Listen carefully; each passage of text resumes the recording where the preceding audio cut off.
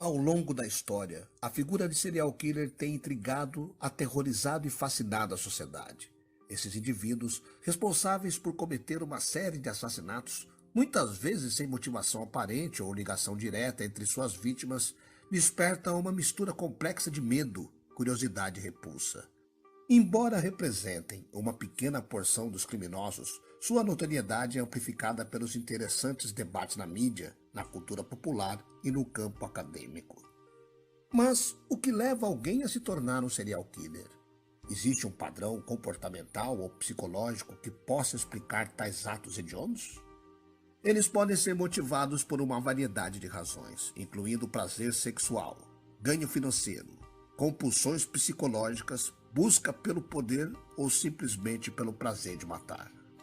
Muitos desses assassinos em série são adeptos da camuflagem social, levando vidas aparentemente normais e mantendo relacionamentos, empregos e rotinas diárias. Eles nem sempre são os lobos solitários que muitos imaginam. Quer entender um pouco mais sobre os padrões e motivações subjacentes dos crimes cometidos por esses indivíduos? Então continue aqui, na Hora do Medo. Eu sou o Sidney Góes. Vem comigo que no caminho eu te explico.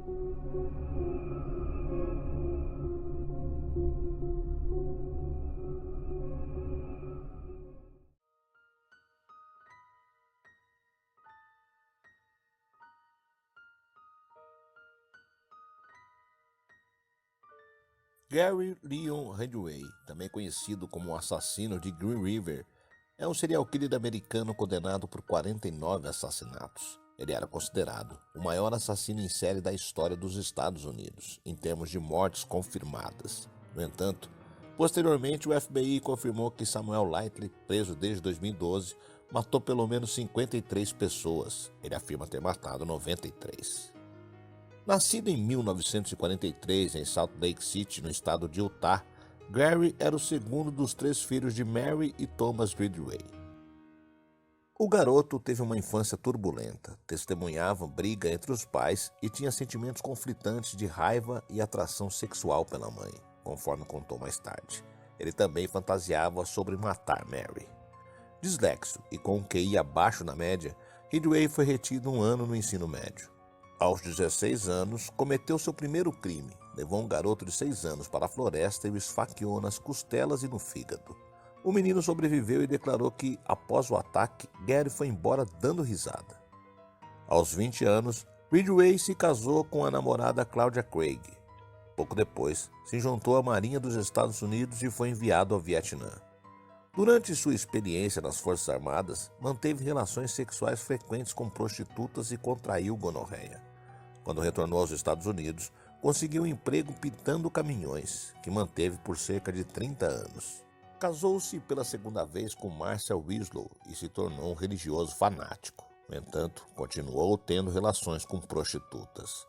Suas ex-esposas e diversas ex-namoradas declararam que Ridgway era viciado em sexo e exigia ter relações com elas diversas vezes ao dia, frequentemente em áreas públicas ou florestas. Dividido entre seus desejos e suas convicções religiosas, Gary Ridgway tinha uma relação de amor e ódio para com as profissionais do sexo. Ao mesmo tempo em que reclamava da presença delas no bairro em que morava, era um cliente regular.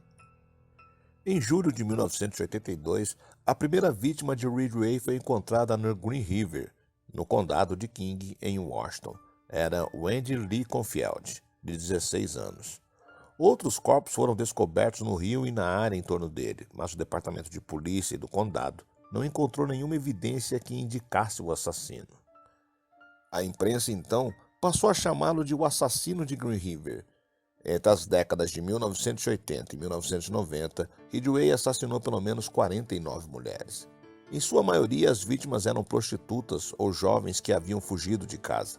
Ele costumava abordá-las e mostrar uma foto de seu filho, com o objetivo de induzi-las a confiar nele. Depois, as levava para sua casa ou seu caminhão e a estrangulava.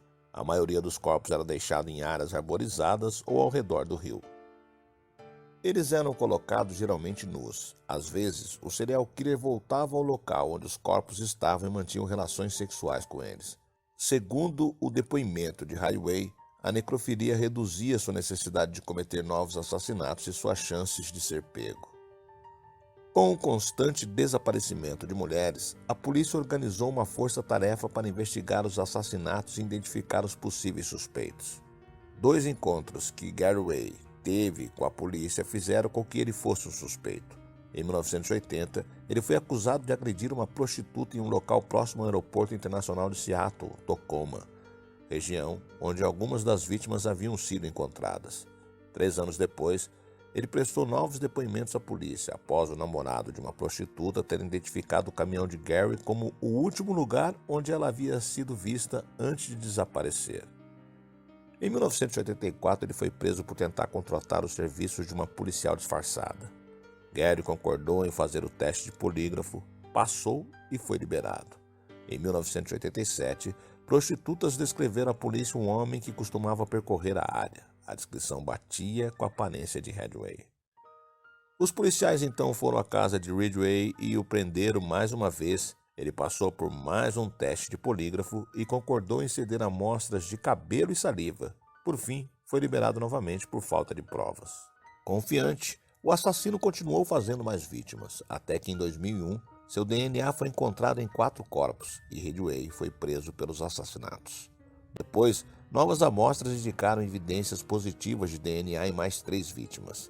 Depois de preso, Ridgway concordou em cooperar com as investigações para não ser condenado à morte. Durante meses foi entrevistado pelos detetives e forneceu detalhes de cada crime que cometeu. Gary Ridgway chegou a confessar ter matado 71 mulheres. Em outra ocasião, disse que foram 61 vítimas. No entanto, ele só conseguia se lembrar de 49 assassinatos. Em 2 de novembro de 2003, o serial killer se declarou culpado e foi sentenciado a 480 anos de prisão sem possibilidade de liberdade condicional. Hoje, ele cumpre suas consecutivas penas de prisão perpétua em uma penitenciária do estado de Washington.